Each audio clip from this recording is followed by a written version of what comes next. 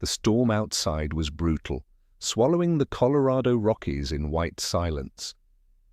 Daniel Hayes thought he was utterly alone in his cabin until a sound shattered the night. At first, he feared wolves. Then, through the blinding snow, a shape emerged, a wild bobcat, ribs showing, her 2 kittens clinging desperately to her trembling body. She wasn't there to hunt, she was there to beg. In that impossible moment, Daniel faced a choice no one could imagine: slam the door or let predators into his home. What happened next would defy every instinct of survival. The Rockies in January did not forgive. They pressed down on the earth with a weight of ice and silence, swallowing valleys beneath avalanches of snow and leaving the ridgelines jagged like the teeth of some ancient beast. Winds funneled through the canyons with a voice that howled and moaned, carrying with them needles of ice sharp enough to sting the skin. Daniel Hayes had learned long ago not to fight the mountains. He had once been a man of asphalt and traffic lights, his life crowded by offices, schedules, and the quiet grief of a marriage ended too soon by illness. The city had taken too much from him, and in return it had left him restless and hollow. So he had come here, into the back country of the Colorado Rockies, looking not for answers, but for silence. His cabin stood on a rise above a frozen creek, its roof heavy with snow, its windows crusted with frost. It was no larger than a single room and a loft, the kind of place that existed for survival, not for comfort. The logs were chinked tight, the stone fireplace deep enough to keep a fire alive through the night. Shelves lined with jars of beans, sacks of flour, and strips of dried venison marked the rhythm of his days. Out here, supplies weren't convenience, they were life itself. Each morning, Daniel shoveled snow from the path to his woodpile, breath rising in white clouds, every muscle burning against the cold. Each evening he sat by the fire, book in hand, though he often found himself staring into the flames instead, mind wandering to places he had long avoided. He rarely spoke, for there was no one to answer, and in that silence he sometimes found peace. Other times he found only the echo of his own loneliness. The storm that week had been crueler than most. For 3 days the wind had screamed without pause, slamming against the cabin walls as if trying to pry them apart. Snow piled high against the door until Daniel had to force it open just to breathe the thin mountain air. Temperatures plunged so low that even the pine trees groaned under their frozen weight. The wilderness was a cathedral of ice, vast and indifferent to the man who sheltered within it. Still, Daniel endured. He stacked his wood high, rationed his food carefully, and stoked the fire with the methodical patience of someone who had lived through many winters before. Out here, routine was more than habit. It was a shield against the creeping thought that one mistake could mean the end. He believed he was alone in this frozen world. Wolves howled now and then in the distance, their calls carried on the storm winds, but they never came close. Deer had long since retreated to lower valleys. Even the birds had fallen silent, their wings too fragile for the fury of the storm. The mountains for now belonged only to him, or so he thought, because the wilderness has a way of reminding those who dare to live within it that they are never truly alone. Something was moving out there, something desperate enough to cross the veil of storm and shadow, and soon it would find his door. The second night of the storm was worse than the first. Snow hammered against the cabin like fists, rattling the shutters, seeping into every crack of wood and stone. Daniel Hayes sat near the fire, listening to it all, his chair tilted back just enough for the heat to brush across his face. Outside, The world was nothing but white fury and howling wind. He was halfway through a tin cup of coffee when it happened. At first, it was faint, so faint he thought it might have been his imagination. A sound beneath the roar of the storm, thin and irregular, almost swallowed by the wind. He set the cup down and held his breath. There it was again, a scrape. Then a soft thud. Not the groan of branches or the shifting of snow, something closer, something alive. His pulse quickened. Out here, nothing knocked on your door. He rose slowly, boots heavy on the wooden floor, every sense sharpened. His hand found the rifle leaning by the doorframe, the smooth stock worn by years of use. He waited, listening. Another sound, this time a whimper, muffled, almost human in its vulnerability. Daniel frowned, tightening his grip on the rifle. The last thing he expected was company, especially in a storm like this. He reached for the latch, hesitated, and then pulled the door open just wide enough to peer into the swirling chaos outside. At first, he saw only snow, endless, blinding sheets of it sweeping across the porch. Then movement. A shape stumbled forward from the storm's white jaws. It was a bobcat. Her coat, normally sleek and mottled with gold and black, was matted with ice, her breath ragged in the cold. She was not large, not yet, full grown, but the bones of her ribs pressed sharp against her skin. Her legs trembled with each step, her paws raw from cutting through the snow. But it wasn't just her. 2 tiny kittens clung to her sides, their fur soaked and clumped with frost. They stumbled with her, barely able to stand, their wide amber eyes dull with exhaustion. One let out a thin, pitiful cry before collapsing against her flank. Daniel froze in the doorway. Instinct screamed at him to slam it shut. A wild bobcat was nothing to invite inside, not if he valued his life.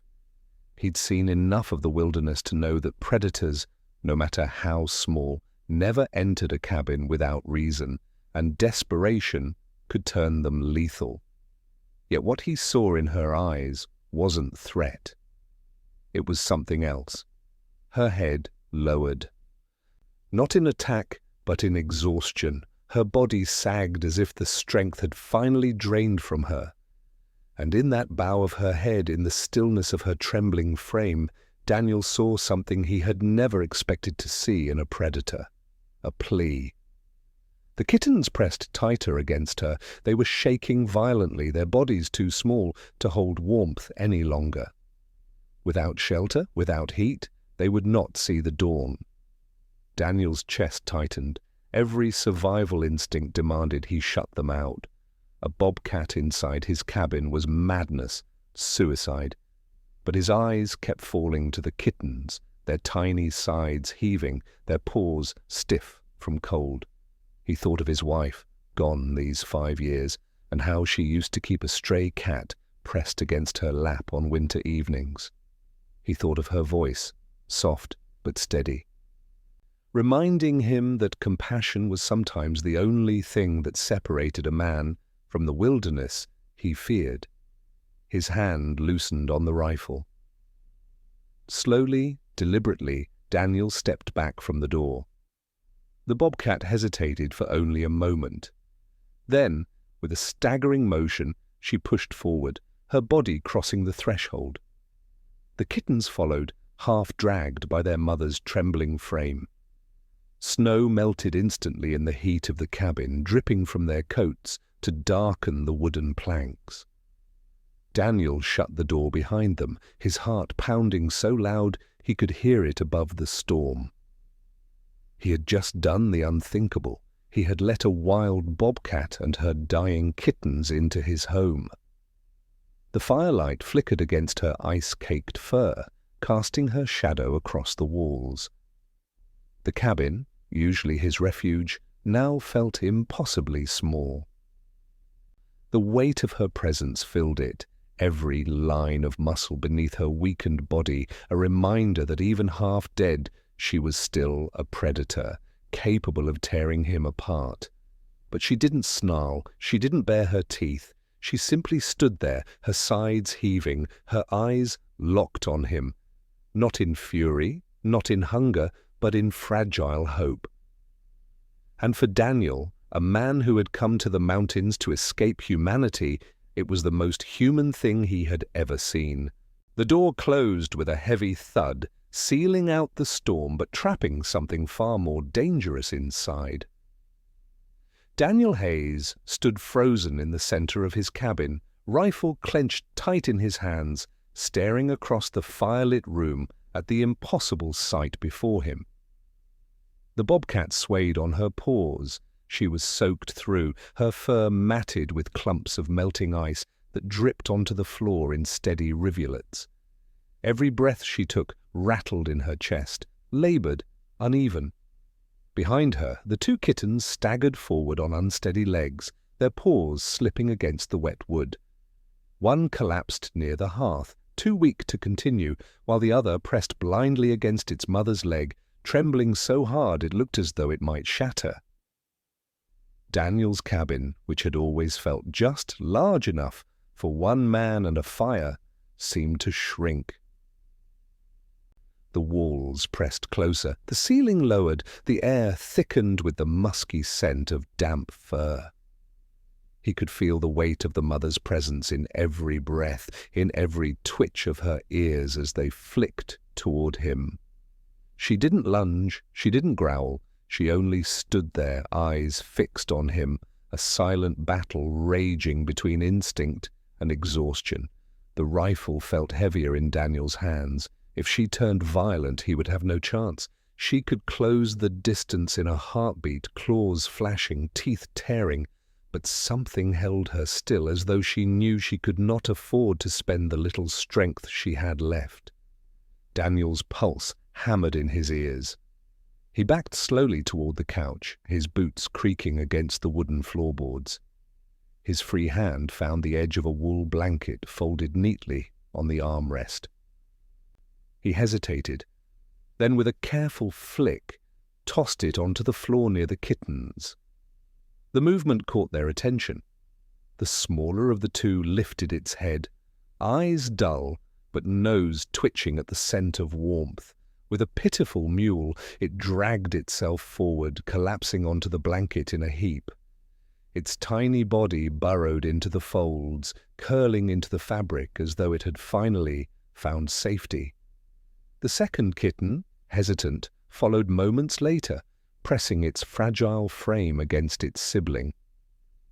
Together they formed a shivering knot of fur, breaths shallow but steady. The mother bobcat's ears twitched. She didn't move toward them. Instead, she lowered herself onto the floor with a groan of effort, her body stretching across the planks like a felled tree. Her eyes remained on Daniel, lids heavy but unyielding. She wasn't surrendering. She was watching, always watching. The fire crackled between them, throwing golden light across the room. Water dripped from the bobcat's coat, forming dark stains in the wood. The heat rose, filling the space with steam that curled into the air. Daniel felt sweat bead on his temple, despite the cold storm clawing at the walls outside. His stomach turned at the sight of the kittens. They were so small, so fragile, their ribs faintly visible beneath their thin coats. He knew the signs: starvation, exhaustion, hypothermia. Without food, without heat, they wouldn't last the night. His hands trembled as he set the rifle against the wall. Every survival instinct screamed against the act, but logic told him this wasn't a battle. Not tonight. He crossed the room slowly, boots scuffing softly against the floor, and knelt near his kitchen shelves. From the back, he pulled a small bundle wrapped in wax paper, scraps from the last hare he had trapped. Not much. Barely enough for him. But in that moment, it didn't matter. He laid the meat carefully onto a metal plate and slid it across the floor. The sound of the dish scraping against wood echoed louder than it should have, bouncing off the walls. The kittens stirred. One sniffed the air, weak but curious, then crawled toward the plate. A tentative lick, another. Then the frantic gnawing of hunger unleashed. The second kitten joined, both devouring the scraps with desperate urgency. Daniel's throat tightened. He had seen predators hunt, had seen them kill, but this was different. This was survival stripped bare of bloodshed, survival that looked more like begging. The mother bobcat lifted her head. Daniel froze, breath caught in his chest. Her nostrils flared, the scent of food pulling at her instincts. For a long moment she stared at him, eyes unblinking, unreadable. Then, with a heavy exhale, she lowered her head again, not toward the food, but toward the floor. She wasn't here to take, she was here to endure. Relief flooded Daniel's chest, though it did little to ease the tension coiled in his muscles. He leaned back on his heels, watching the kittens eat until their bellies were round, their tiny bodies slowing, curling once more into the folds of the blanket. The fire hissed as a log split, sending sparks into the hearth. Shadows danced along the walls, stretching and bending like spectres. Daniel exhaled slowly, realizing only then how tightly he had been holding his breath. In the dim light of the cabin, an unspoken truth settled between man and beast. He had let them in, he had fed them, and now they were bound together. Not as hunter and prey, not as enemy and intruder, but as survivors under the same roof. For the first time, Daniel allowed himself to lean back against the couch, his rifle out of reach, his eyes never leaving hers. It was madness, it was reckless, but in that fragile moment it felt like the only choice. A fragile truce had been born in the heart of the storm. The storm raged without mercy, battering the cabin walls as if the mountains themselves were testing their strength. The wind screamed down the ridges, rattling the shutters, while snow piled deeper against the door. Yet inside, in the flickering glow of the fireplace, the world had narrowed to a single room where two species, predator and man, breathed the same air. Daniel Hayes sat rigid in his wooden chair, the fire painting his face in shifting orange light. Across from him, the bobcat lay stretched on the floor, her sides rising and falling in deep, shuddering breaths. The kittens were curled tight into the wool blanket he had tossed earlier, their small bodies finally still, no longer trembling with the violent shivers of cold. The silence inside was a strange kind, layered and heavy. It wasn't the emptiness Daniel had grown used to in his solitary life. This was different. This silence hummed with awareness. Every time he shifted in his seat, the mother bobcat's ears twitched. Every time the fire popped, her eyes opened a fraction, scanning the shadows, and every time the kitten stirred in their sleep, her entire body tensed, protective instinct overriding exhaustion. Daniel sipped at the dregs of his coffee, now cold. His hand trembled as he set the mug back down, not from weakness, but from the weight of what he had done. He had invited death into his home, and yet it hadn't come. Not yet. His eyes drifted to the kittens. Their tiny paws twitched in dreams, their whiskers quivering as they pressed closer together. He felt a pang in his chest, unexpected and sharp, like an echo of something long buried. He remembered nights when his wife had sat with their old house cat curled against her lap, humming softly as the creature purred. That cat had died years before she did, but the memory lingered, stubborn and warm. Now here, in this cabin carved out of wilderness, he saw its shadow in the fragile shapes by the fire. The bobcat exhaled, a low rumble that wasn't quite a growl. Her golden eyes locked onto him across the firelight.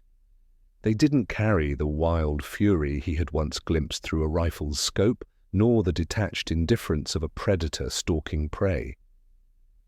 What he saw instead unsettled him more than aggression ever could: exhaustion, trust, and something that brushed the edge of understanding.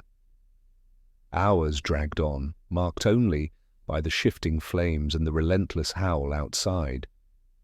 Daniel's body ached from sitting so tense, his mind racing in loops. Every scenario played out. What if she lunged? What if she woke stronger and turned on him? What if the kittens wandered closer, their play mistaken for threat? Yet none of it happened. Instead, the cabin existed in an impossible balance, his fire warming her fur, her presence filling the silence he had once believed he wanted. The line between safety and danger blurred until Daniel no longer knew if he was protecting them or if they were protecting him from his own loneliness. He stood once, cautiously, to place another log on the fire. The wood crackled and flared, shadows leaping across the walls. The bobcat's head lifted, eyes tracking his every move, but she didn't rise. She only watched, her gaze steady until he settled back into his chair. By the time dawn began to creep across the horizon, painting the frost on the window with pale blue light, Daniel knew something had shifted. He had not forced them out. They had not left. Against all logic, all instinct, he had spent the night sharing his cabin with wild predators, and nothing had broken the fragile truce. He leaned back, exhaustion finally seeping into his bones, and let out a slow, shaky breath. The storm had not yet ended, but something within him had. He was no longer just a man surviving the wilderness. He was a man sheltering it. Morning broke reluctantly, pale light seeping through the frost-laced window panes. The storm had calmed but not vanished, leaving behind a muffled quiet, as though the mountains themselves were still catching their breath. Inside the cabin, the fire smouldered low, its embers pulsing red like a heartbeat against the grey dawn. Daniel Hayes stirred in his chair, his back stiff, his neck aching from a night spent half asleep, half alert. His first thought was of the rifle propped against the wall just within reach. His second was the reason it needed to be there. The bobcats. His eyes found them instantly. The kittens were still curled in the wool blanket, two small knots of fur pressed together, their sides rising and falling with slow, steady breaths. The mother lay beside them, her body curved protectively, ears flicking faintly at every creak in the cabin. When Daniel shifted, her eyes opened, not wild with panic, not sharp with aggression, but steady, watchful. Daniel exhaled, the breath fogging faintly in the cold air. He stood slowly, boots creaking against the wood. Her ears pricked higher. Her gaze followed his every move. He froze, testing the space between them, then took another careful step toward the shelves by the stove. The bobcat didn't move, she only watched. He pulled a can from the shelf, peeled it open, and scooped out what remained of last night's stew. The scent filled the room, rich with meat and root vegetables. Daniel set it on a plate and lowered it gently onto the floor, closer this time. His movements were slow, deliberate, each motion designed not to startle. For a long moment, nothing happened. The kittens stirred, their noses twitching, and then one uncurled itself, dragging tiny paws across the blanket. It wobbled unsteadily toward the plate, sniffing at the steam before letting out a faint, pitiful sound. A lick. Then another. Soon both kittens were crouched at the plate, their tiny jaws working frantically, desperate to fill empty bellies. Daniel watched, chest tight. Their hunger was bottomless, but it was life. The mother bobcat lifted her head, nostrils flaring at the scent. Eyes flicked from the plate to Daniel, and for a heartbeat he thought she would lunge, his muscles tensed, every instinct screaming to retreat. But she didn't move forward. She only blinked, slowly, deliberately, and lowered her head again. It wasn't refusal, not exactly. It was something closer to restraint, as if she had chosen to let her young eat first. Daniel stood frozen in awe. Predators didn't negotiate, didn't yield, didn't ask permission. Yet here was one, acknowledging him in the smallest but clearest of ways. The day stretched on in quiet routine. He chopped wood outside, the cold biting at his fingers, the sky still heavy with clouds. Each time he returned, his heart skipped at the thought she might bar his re-entry. But she didn't. Each time he stepped through the door, she lifted her head, ears twitching, eyes sharp. And each time, after a pause, she let him pass. The line between them had not vanished, but it had shifted. He was no longer only the intruder in her story. He was becoming something else, something she tolerated, perhaps even trusted enough to allow near her fragile young. That night, as he set another log in the fireplace and watched sparks climb the chimney, Daniel found himself whispering into the quiet. Not to himself, as he often did, but to her. "You're not supposed to be here," he murmured, his voice low and tired. The bobcat blinked again, golden eyes catching the firelight. And in that gaze, impossibly, Daniel thought he saw an answer. Trust was not given in the wild. It was earned moment by moment in the fragile space between fear and hope. And somehow, against every rule of the wilderness, it was beginning to take root here, in the cabin walls he once thought were only his. For 3 days, the rhythm held. Daniel fed the kittens what scraps he could spare, checked his traps along the ridge, and returned each evening to find the bobcat still there, waiting in silence by the fire. The mother had begun to rise more often, her strength returning in subtle ways, a steadier breath, a slower blink, a careful stretch of muscle. Though she never ventured close, her eyes had shifted. Less suspicion, more watchfulness. It was enough to convince Daniel that maybe, just maybe, this fragile balance could last until the storm finally broke. But then came the knock.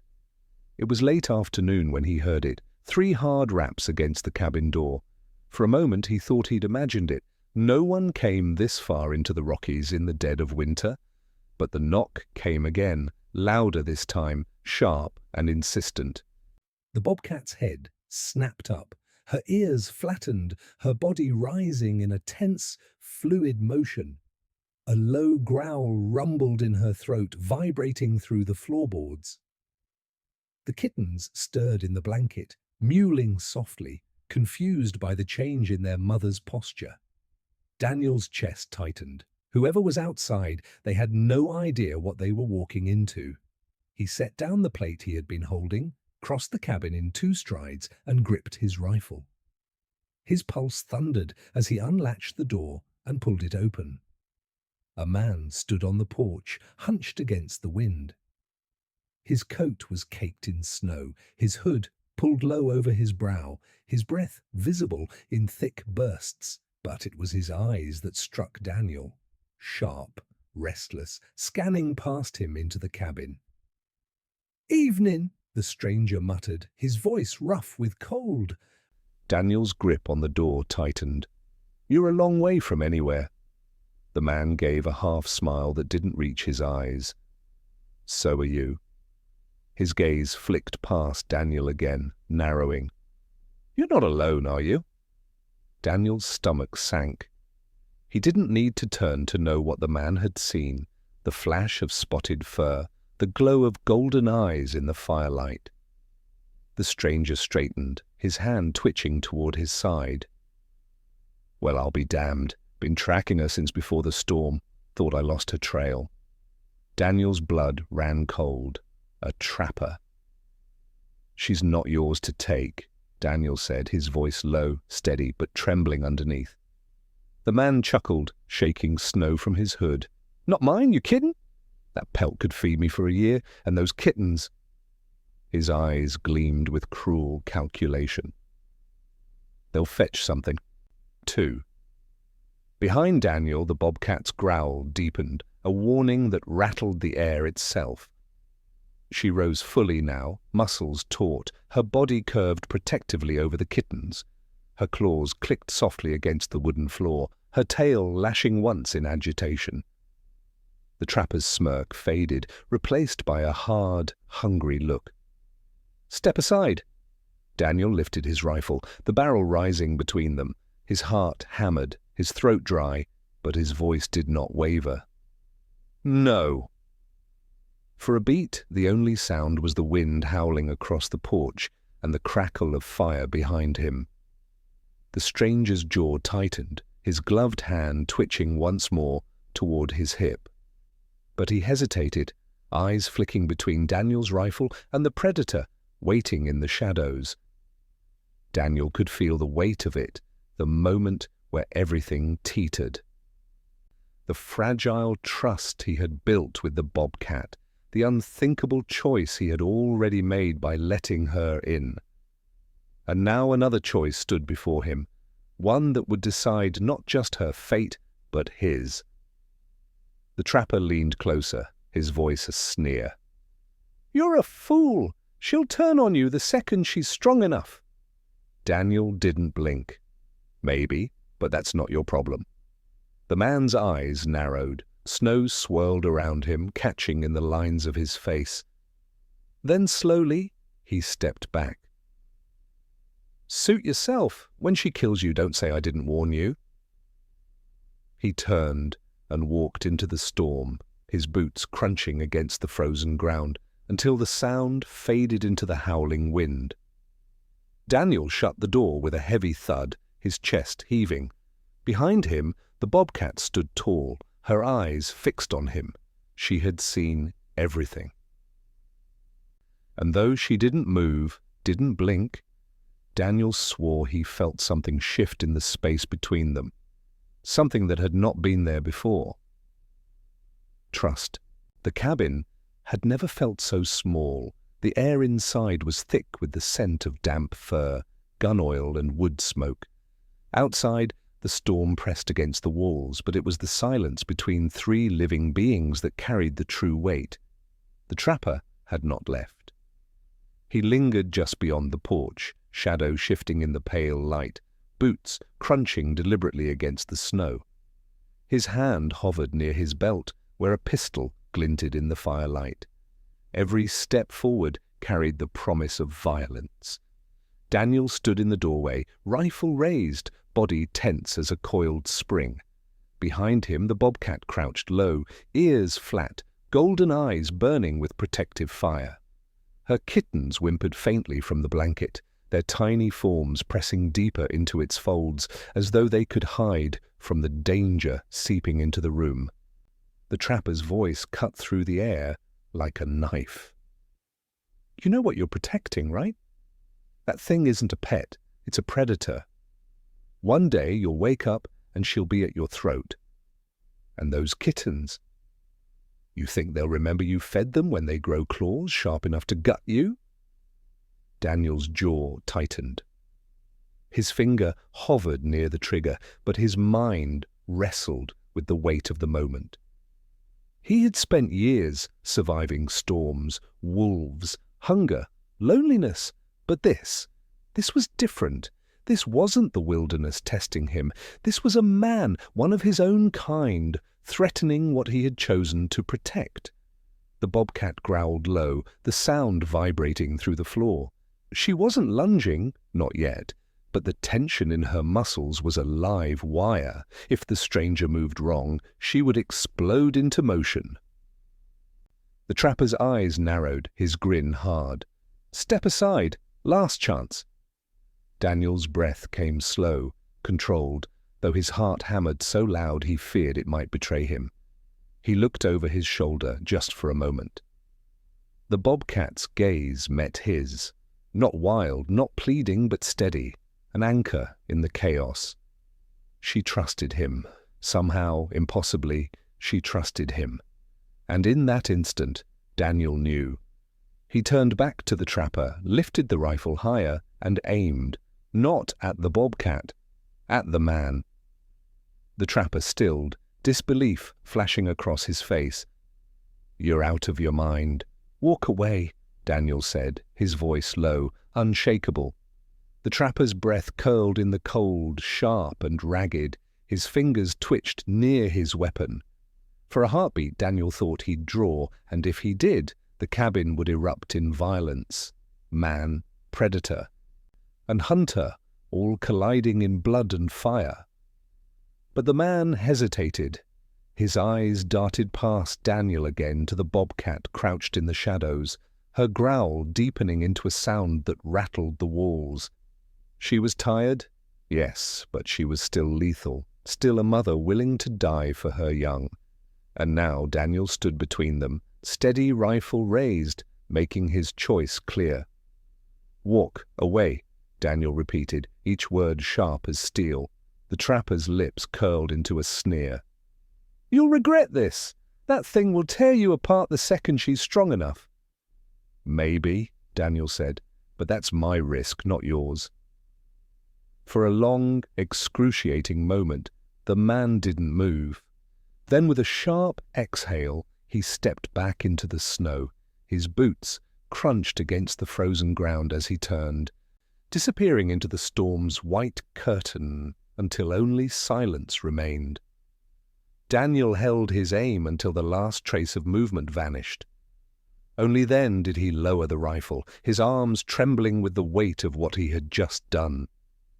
He shut the door with a hollow thud, leaning against it as though it were the only thing holding him up. When he turned, the bobcat was still there, golden eyes locked on him. She had seen everything. She had seen him stand against his own kind for her. The growl faded from her throat, her muscles eased, and in that moment Daniel felt something pass between them, something more powerful than fear, more binding than survival. It was trust, and it was his choice. The silence that followed was unlike any Daniel Hayes had ever known. Not the hollow quiet of his lonely winters, not the suffocating stillness of grief, but something alive, thick with meaning, humming with awareness. He stood by the door, rifle lowered, breath still ragged from the standoff. The storm outside pressed against the cabin, rattling the shutters, but inside the world had narrowed to a single truth. He had chosen the bobcats.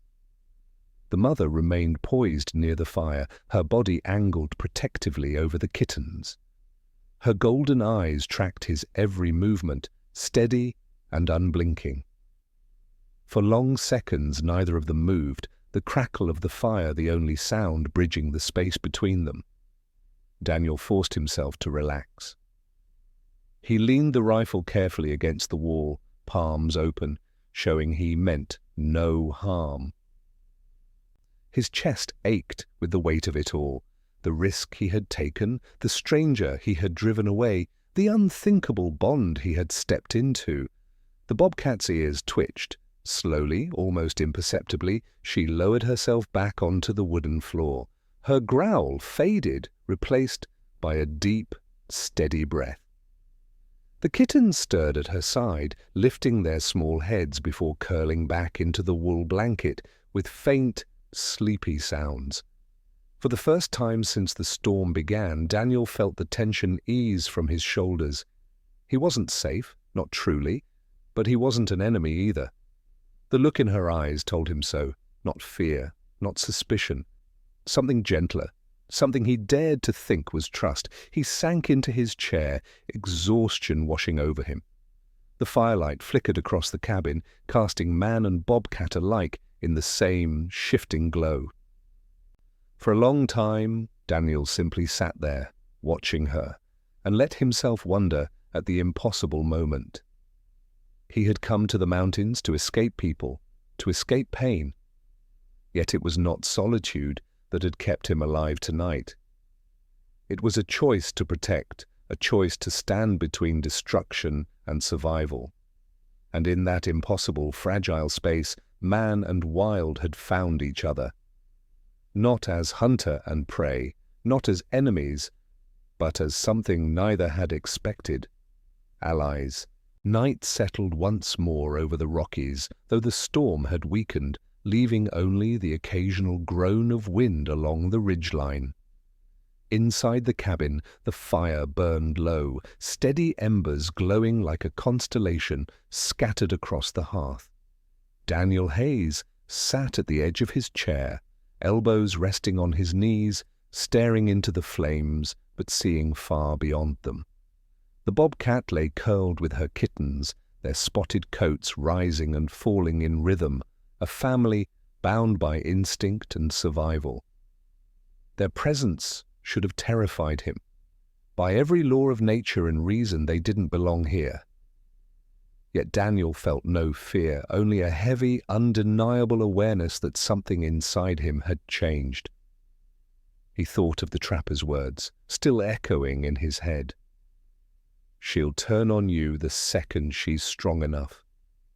Maybe that was true. Maybe when her strength returned and the kittens grew, the wild would reclaim her fully. She would vanish into the trees, leaving him with nothing but claw marks on the floor and memories that felt more dream than reality. But tonight she had stayed. Tonight she had trusted him. And Daniel realized he wanted her to. His eyes traced the cabin walls, lined with the supplies he had once believed were enough to survive. Food, wood, fire, all the pieces of life reduced to necessities. But now he saw how fragile those pieces truly were. Survival wasn't measured only by what you could store or hunt. Sometimes it was measured by what you chose to protect. He had come to these mountains to escape humanity, to bury himself in silence and snow. Yet it was here, with wild eyes watching him from across the fire, that he finally felt human again. Compassion had cost him, a trapper's hostility, dwindling supplies, the gnawing uncertainty of what came next, but it had given him something he hadn't felt in years: connection. Daniel leaned back, closing his eyes, the weight of exhaustion pressing down. Tomorrow would bring new questions, new risks, but for tonight he accepted the truth that had settled inside him. He hadn't just saved the bobcats. In some unexplainable way, they had saved him too. By dawn the storm had passed. The world outside lay buried under fresh snow, every tree bowed beneath its weight, every ridge softened by white silence. From the cabin window the wilderness looked untouched, as if nothing had ever disturbed it. But inside everything had changed. Daniel Hayes sat by the dying fire, its last embers glowing faintly against the grey light of morning. Across from him the bobcat rested, her kittens curled into the wool blanket, their breaths slow and even. The mother's eyes were half-lidded, not from weakness now, but from calm. She no longer watched him with suspicion. She simply existed in his presence, as though the truce between them had become something more enduring. Daniel understood this peace would not last forever. Soon the mother would rise with her strength restored. Soon the kittens would grow restless, tugged by the call of the mountains. They would leave, as the wild always does, vanishing back into the silence of the forest. But that did not lessen what had happened here. This cabin, once a fortress of solitude, had become something else, a place where survival was not about walls or rifles, but about a choice to protect instead of destroy, a choice to trust when every instinct screamed otherwise. Daniel knew the trapper might return. He knew danger still lingered beyond the timberline, but he also knew something more important. Compassion was not weakness, it was strength, the kind that outlasted storms. As the first light of morning spread across the mountains, Daniel looked once more at the bobcats and felt a quiet certainty settle in his chest. It wasn't he who had saved them. It was they who had reminded him what it meant to be human.